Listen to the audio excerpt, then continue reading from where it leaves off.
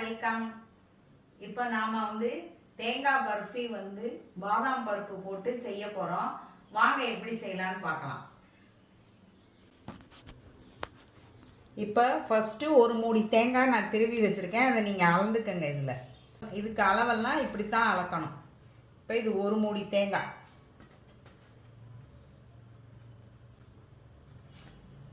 ஒரு மூடி தேங்காய். இது 1/4 கப்பு பாதாம் பருப்பு. இதை எடுத்திருக்கேன். இப்போ பாதாம் பருப்பு 1/4 கப்பு வெந்நீரில் போட்டு இது தோலை உரித்து வச்சுருக்கோம். இதை இப்போ நம்ம பவுடர் பண்ணிக்க போகிறோம்.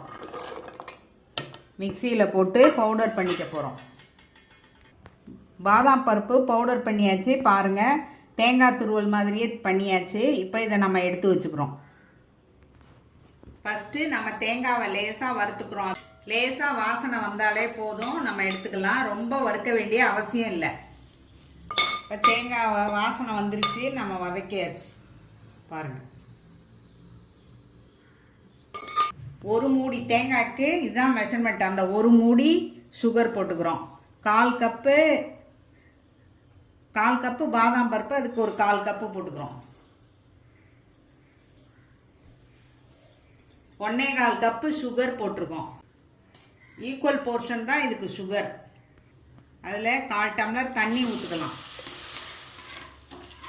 இது சுகர் கரைஞ்சி ஒரு கம்பி பதம் வரணும். பதமெல்லாம் ரொம்பலாம் இதுக்கு தேவைப்படாது. ஒரு கம்பி வந்தாலே போதும். இப்போ இந்த சுகரில் இருக்க அழுக்கு வர்றதுக்கு ஒரு சொட்டு பால் விட்டுக்கிறோம். விட்டால் அழுக்கெல்லாம் மிதந்துடும். அதை அப்படியே வடிகட்டிக்க வேண்டியதுதான். இப்போ இதில் வடிகட்டிடும். இப்போ சுகர் கரைஞ்சிருச்சு, ஓரளவு கெட்டி ஆயிடுச்சு, நல்லா பதமும் வந்துருச்சு. கம்பி பாகுனா இப்படி இருக்கணும். கம்பி பாகுனா இந்த இப்படி கம்பி வரணும். இந்த பாருங்கள், இப்படி வந்திருக்கு பாருங்க. அதான் கம்பி பாகு. கம்பி பாகும் வந்துருச்சு. நீங்கள் தேங்காவை போட்டுக்கலாம். அதோட இந்த பாதாம் பருப்பையும் போட்டுருணும். இப்போ பாதாம் பருப்பு தேங்காய் எல்லாம் போட்டாச்சு. நல்லா கலந்து விடணும். இதில் நெய் தடவி வச்சுக்கோ. இப்போ இந்த பிளேட்டில் நெய் தடவி வச்சுக்குவோம். பிளேட்டில் நெய் தடவியாச்சு. இது நல்லா பாத்திரத்தில் ஒட்டாமல் வரும்போது நம்ம இதில் கொட்டி தட்டில் கொட்டி கேக் போட்டுற வேண்டியதுதான். நம்மளோட பாதாம் பருப்பு தேங்காய் பருப்பி ரெடி ஆகிடும். இப்போ திக்காயிடுச்சு பாருங்கள். பாத்திரத்தில் எப்போ ஒட்டாமல் வருதோ அப்போ நம்ம கொட்டிடணும். அதான் ரொம்ப முக்கியமான ஸ்டேஜ். நல்லா திக்காயிடுச்சு பாருங்கள். இப்போ நம்ம இதில் கொட்ட போகிறோம். இப்போ நெய் தடவுன பிளேட்டில் நம்மளோட பாதாம் முந்திரி கேக் ரெடி ஆயிடுச்சு. இப்போ கேக் போட்டுக்கிறோம். கத்தியில் நெய்யை தடவிட்டு இப்படி போடணும்.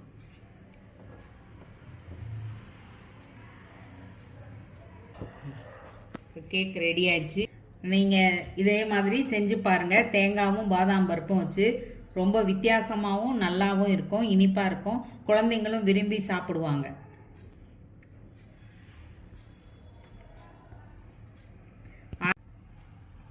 ஆறுனதுக்கப்புறம் பிளேட்டில் இருந்து ஒரு பேப்பர்லேயோ இதுலேயோ மாற்றி, பேப்பரில் மாற்றி கூட, இல்லை வாழை இலை இருந்தால் அதில் மாற்றி அதை கொட்டி இந்த கேக் எடுத்துடலாம். நான்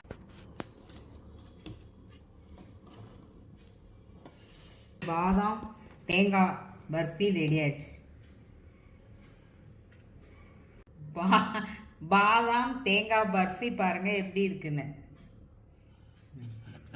தேங்காய் பாதாம் பர்ஃபி ரெடி ஆயிடுச்சு.